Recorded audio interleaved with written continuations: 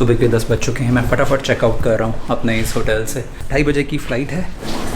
बहुत ही आसान सा, बहुत ही सिंपल सा सिक्योरिटी चेक और इसके बाद इमिग्रेशन। 2:32 पे मेरी फ़्लाइट यहाँ से टेक ऑफ कर जाएगी।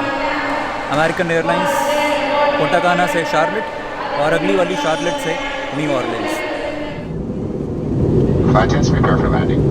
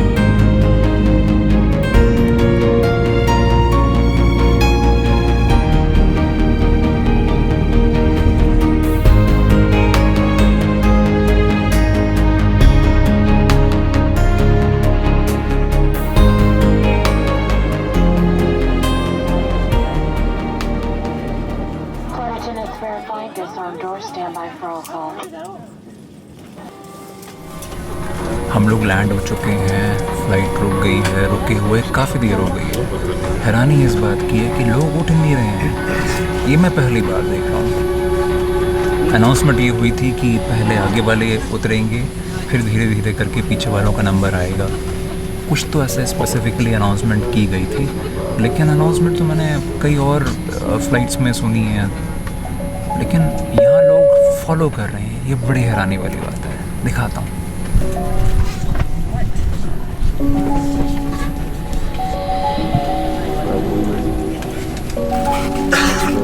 मेरे पीछे भी जो लोग बैठे हुए हैं वो उनको मैं दिखा नहीं सकता क्योंकि उनका फेस नज़र आएगा। सब लोग आराम से बैठे हुए हैं। बड़ा प्यारा प्यारा म्यूज़िक चल रहा है ऊपर।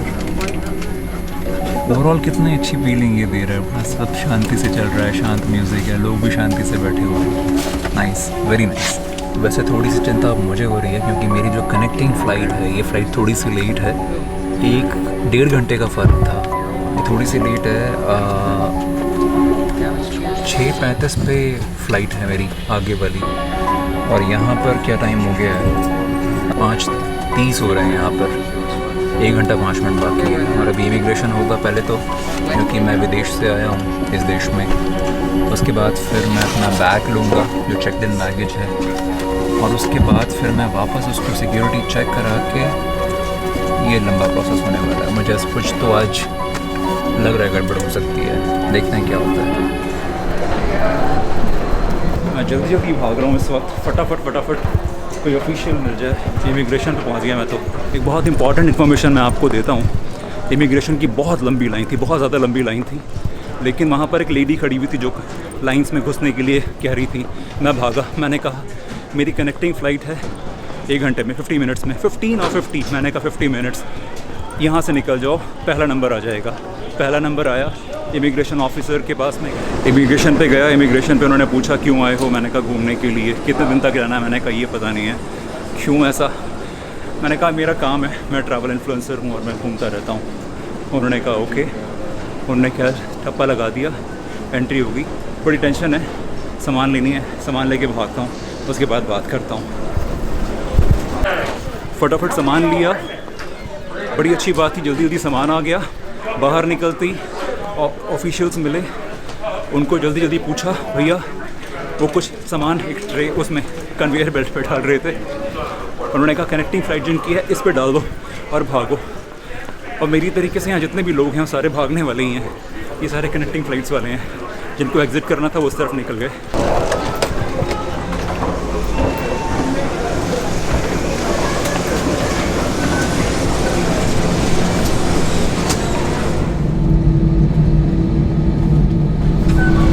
मैं जानता हूँ आज मैं किस तरीके से भागा था इस सीट पर बैठने के लिए, और आज मुझे रियलाइज़ हुआ कि यूएसए में अगर आपका ट्रांजिट है, वो भी इंटरनेशनल फ्लाइट से, वो भी अगर इंटरनेशनल फ़्लाइट से आप डोमेस्टिक पकड़ रहे हो या इंटरनेशनल से कोई भी ट्रांजिट है, टाइम ज़रूर रखिएगा। मैं रिकमेंड करूँगा कम से कम 2.5 घंटे तो रखिए।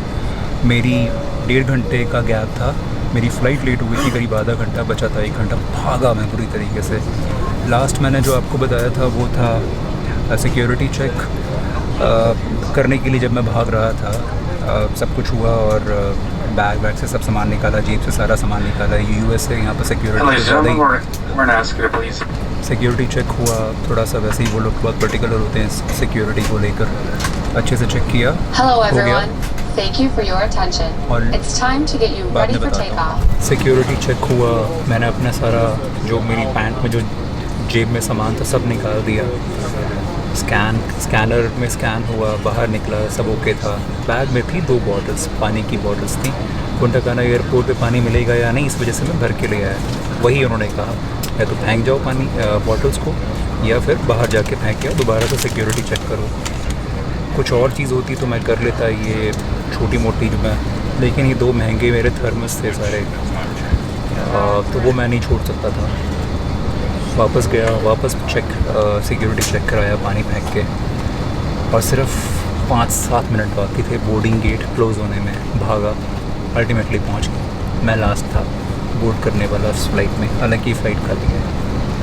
आगे से एक ख्याल ज़रूर रखें, अगर यूएसए में हैं तो या तो अपना जो ड्यूरेशन है, ले ओवर ड्यूरेशन, वो ज़्यादा रखें, या फिर पानी की बॉटल्स मत रखें अपने साथ में।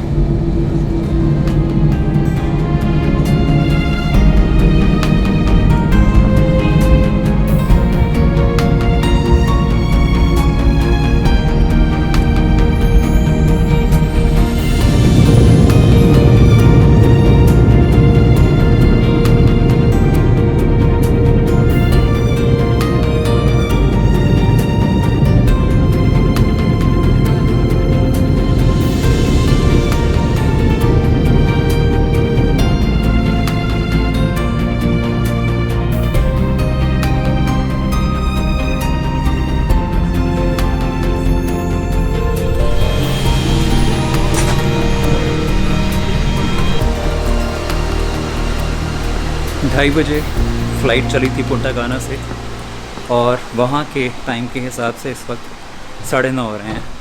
तो 7 घंटे की ये जो फ़्लाइट जर्नीज़ का सिलसिला था ख़त्म हो गया। मैं पहुँच गया हूँ न्यू ऑरलीन्स, लुइसियाना में सेकंड टाइम। पिछली बार वही हिचहाइक करते हुए हाईवे पर था, अब की बार रनवे पर हूँ। खैर, न्यू ऑरलीन्स का MSY एयरपोर्ट, मुझे वीडियो अपलोड करना है। यहाँ इस वक्त 7:30 बजे हैं और इंडिया में 6:30 नहीं 7:30 घंटे का डिफरेंस है। यहाँ शाम के 7:30 हो रहे हैं, वहाँ इंडिया में सुबह के 7 बज रहे हैं। अगला दिन शुरू हो चुका है, और आज इंडिया में हो चुका है संडे की शुरुआत। आज यहाँ पर अभी भी सैटरडे में हूँ मैं, तो मुझे वीडियो फटाफट इसको अपलोड करना है। नेट की स्पीड चेक कर रहा हूँ कैसी आ रही है। ये तो कुछ चमत्कार ही है, इंटरनेट की स्पीड। ये फ्री वाईफाई है एयरपोर्ट का। मैं हैरान हूँ, मतलब जब से मैंने इंडिया छोड़ा है, दुबई का एयरपोर्ट, उसके बाद फिर न्यूयॉर्क के एयरपोर्ट पर वो जो फ्री एयरपोर्ट के वाईफाई की जो इंटरनेट की स्पीड देखकर मैं हैरान हूँ सच में। इंडिया में कब ये होगा, बस अब जल्दी से जल्दी हो। ग्रेटर नोएडा में जहाँ पापा मम्मी अपना नया घर बनाया है, वहाँ पर मुझे वो जो फाइबर ऑप्टिकल वाला जो इंटरनेट कनेक्शन लेने के लिए इतनी ज़्यादा मशक्क़त करनी पड़ी, अभी तक नहीं लगा। एयरटेल को बोला, उन्होंने कहा नहीं, हम वहाँ नहीं लगाएंगे। प्राइवेट कनेक्शंस जो देते हैं प्राइवेट छोटी मोटी कंपनीज़ हैं, उन्होंने मना कर दिया। BSNL तो बस पूछो ही मत, RTIs वगैरह वगैरह पता नहीं कहाँ किन किन ऑफिसर्स से बात नहीं करी, ये छोटा सा कनेक्शन लगाने के लिए। हद है। और अभी जो लगा हुआ है उसके लिए 1500 रुपये के आसपास जाते थे, और स्पीड आती थी 8-9 Mbps। बहुत बुरा हाल है। यहाँ तो सपने जैसा है ये। शायद वीडियो मैंने अभी भी लगाया था आपसे बात करते हुए, देखता हूँ कितना अपलोड हो गया होगा। अरे तो बहुत स्लो हो रहा है, मगर ऐसा क्यों? 9% ही दिखा रहे हैं, पता नहीं। खैर, हो जाएगा अपलोड थोड़ी देर में। 30 मिनट बता रहा है। लैपटॉप ले लेके घूमूंगा, हो जाएगा। कोई नहीं है पूरे के पूरे एयरपोर्ट पर, खाली पड़ा है, सिर्फ मैं हूँ। ये रहा मेरा लैपटॉप, वीडियो अपलोड कर रहा हूँ चलते चलते, सारा खाली पड़ा हुआ है। एयरपोर्ट एक्चुअली बड़ा सुंदर है, न्यू ऑरलीन्स का MSY एयरपोर्ट। बैक क्लेम यहाँ पर है।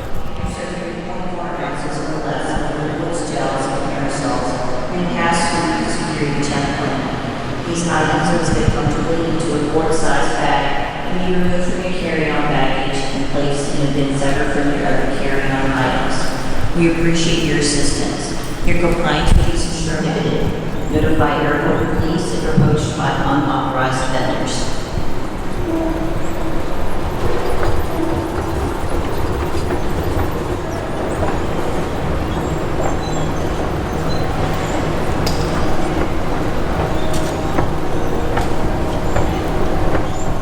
मैं अभी इंटरनेट की बहुत तारीफ़ कर रहा था ना, बहुत ही सड़ा हुआ इंटरनेट था। मुझे तो लग रहा है कि शायद हमारे दिल्ली एयरपोर्ट का जो वाईफाई है वो शायद इससे कहीं बेहतर है। दिल्ली एयरपोर्ट से इसलिए कंपैरिजन कर रहा हूँ क्योंकि वहाँ का वाईफाई भी बहुत ख़राब है। करीब 1.5 घंटा लगा मुझे वीडियो को अपलोड करने में। और अब मैं जा रहा हूँ अपने होस्ट के घर। मैं यहाँ पर वॉलंटियरिंग करने के लिए आया हूँ लुइसियाना स्टेट में, और वर्क अवे पर मुझे मेरे होस्ट मिले थे, नाम है टॉम। तो अब उनके घर तक जाने के लिए पब्लिक ट्रांसपोर्ट यहाँ पर थोड़ा सा डाइसी है और रात भी हो चुकी है, तो इसलिए मैं जा रहा हूँ ऊबर या लिफ्ट करके। ये है सामने गेट नंबर 9, इससे बाहर निकल रहा हूँ और बस, और कुछ नहीं। बाकी बातें बाद में करूँगा क्योंकि मेरी भी बैटरी ऑफ़ है, इसकी भी बैटरी ऑफ़ है और मूड बहुत ऑफ़ है। इस वाईफाई ने आज मेरा बहुत टाइम वेस्ट किया।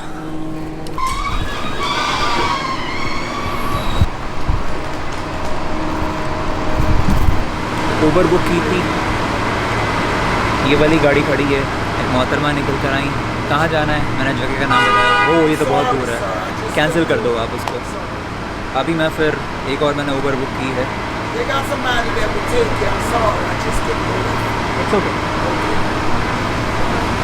हाँ सॉरी बोल रही हैं, ठीक है। अब मैंने कहा आप कैंसिल कर दो, मेरे तो पैसे कटेंगे। उन्होंने कहा अभी आपके पास टाइम है, कर दो, कर दी है। अब एक और आ रही है। ये बड़े चोचले हैं, नाटक हैं बड़े लोगों के। 1.5 घंटे, पौने 2 घंटे हो गए मेरे को इस एयरपोर्ट पर बैठे हुए हैं। कितना परेशान हूँ। I have to check because my car.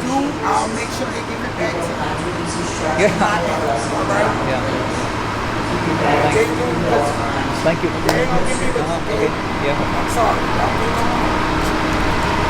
मोहतरमा क्या बोल रहे हैं कुछ समझ में नहीं आ रहा है।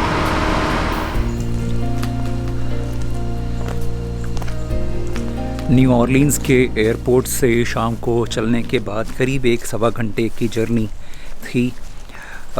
लेक का नाम भूल रहा हूँ, उसको पार किया और उसके बाद मैं पहुँच गया था यहाँ। ये है मेरा ठिकाना जहाँ पर मैं वॉलंटियरिंग करने के लिए आया हूँ। वॉलंटियरिंग इस बार कुछ अलग तरीके की वॉलंटियरिंग मैं कर रहा हूँ। यहाँ मुझे कुछ सीखना है और सीखने के बाद उसको कंट्रीब्यूट करना है।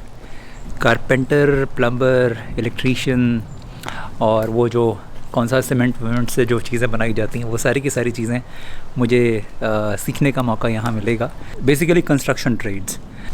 और आज मैं फ़र्श कैसे बनाया जाता है, ज़मीन तैयार कैसे की जाती है, ये सीखने के लिए जा रहा हूँ और बनाने जा रहा हूँ।